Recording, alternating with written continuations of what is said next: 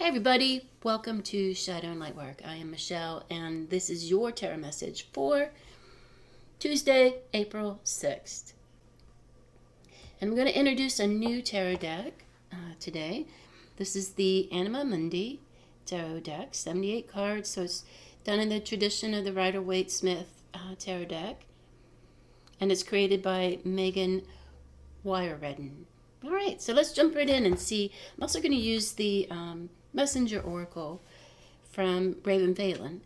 And I'm going to do a one card draw from each deck in that question and answer format. All right, let's go ahead and get started.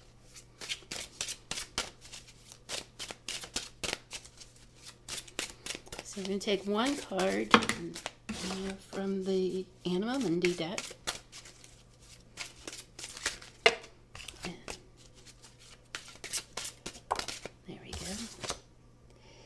And we have the Chariots. Well, that's an interesting association. Okay, so we have the Chariot, Major Arcana card in reverse. So that's the question, or forms the basis of the question.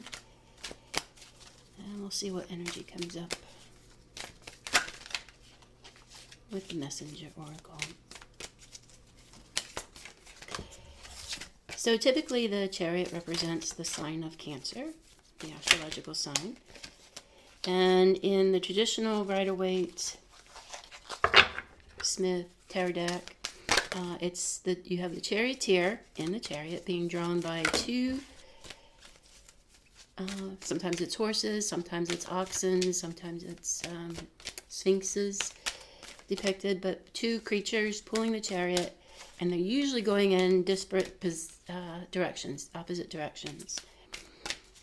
So the Chariot represents trying to manage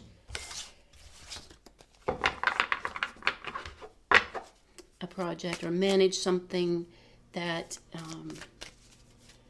may be taking you in two different directions. You may be of two minds, or you may be splitting your attention, or practicing two different types of activities as you're proceeding through this process. And we have embrace the masculine. Could represent masculine, feminine divergent energies. Okay, so with the Chariot, when it's in the upright position, as I mentioned, it represents a duality in movement. So you have a split attention or a split like cognitive dissonance, or you're trying to juggle two jobs at the same time or two different needs at the same time. But it does represent forward movement. When it's in the reverse, it represents a time when that confusion or that lack of clarity is keeping you from moving forward. So it's created a block. And you might have been pulled in one direction too far, and you need to kind of pull in that rein and head in the other direction for a little bit to balance that out again. With Embrace the Masculine, and I think in this case, since this card came up as the response, we're looking at rebalancing that masculine-feminine energy. So perhaps you've been more introverted or more reflective in your approach to an issue or just in your daily life.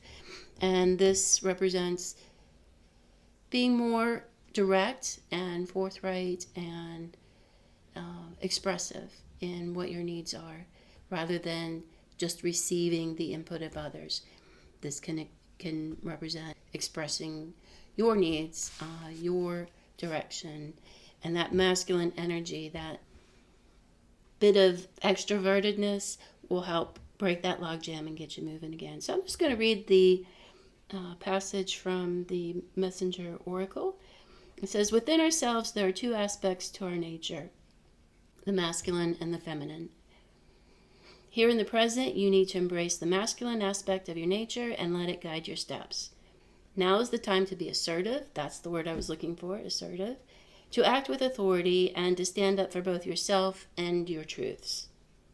Fight for what you believe in. Do not allow others to tell you that you must not or cannot do something. Remember, while you allow your masculine self to be dominant, you need to temper your assertiveness and determination with gentleness and compassion. And that little bit of extra assertiveness will, I think, and we'll see in the next few days, help break up that logjam and get things moving again for you in a forward direction. But it is about knowing what and who you are and proceeding forward with confidence and assertiveness. A little bit of extra energy, masculine energy. Okay, I'm going to close the reading there. Make it a great day, and I will see you tomorrow.